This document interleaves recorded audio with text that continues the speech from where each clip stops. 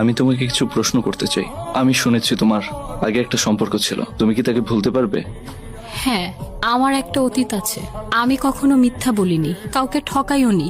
আমি শুধু চেয়েছিলাম ভালোবাসতে, আমার মতো করে। ভুলতে পারবো কিনা জানি না, তবে ভুলে থাকার চেষ্টা তো করতে পারবো। নিশাত, আমি সব জানি, আর এই যুগে এটা খুবই সাধারণ ব্যাপার। তুমি যদি তোমার অতীতটাকে টেনে ধরতে চাও তাহলে কখনোই সামনে এগোতে পারবে না। আমরা সবাই চাই তুমি তোমার অতীতকে ভুলে যাও, সংসারে মন দাও। তাহলে আর দেরি কিসের? আমরা তো সবাই একমত। আজ সবাই কত খুশি, সবাই হাসছে, কিন্তু আমার ভেতর কেবল কান্না। আমার জীবনের সবচেয়ে প্রিয় মানুষটাকে হারিয়ে আজ অন্য কারো হাত ধরতে হলো।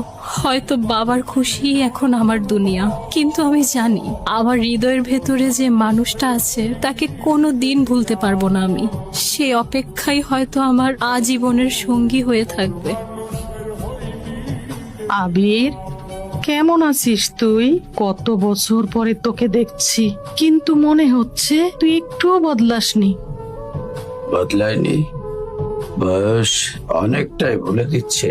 তবে হ্যাঁ, একটা জিনিস বদলায়নি, আমার অপেক্ষা। তুই এখনো আমার জন্য? এখনো আমি কাউকে বিয়ে করতে পারিনি, কারণ আমার ভালোবাসার মানুষের জায়গাটা আমি কখনোই অন্য কাউকে দিতে চাইনি।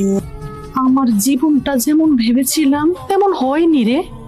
আমার যার সাথে বিয়ে হলো তার সব আছে, টাকা, সামাজিক পরিচয়, শুধু মনুষ্যত্বটা নাই, কোনো দায়িত্ব নাই। ঘরটা না নরকের মতো হয়ে গেছে। আমি কিছু শুনেছিলাম তুই ভালো নেই, তুই সুখে নেই। তারপরও কি করার, যা হওয়ার তা তো হয়েই গেছে। আমার কিছু করার ছিল না আবির। বাবার খুশির জন্যে, সমাজের ভয়ে নিজের মনের কথা চেপে রেখেছিলাম।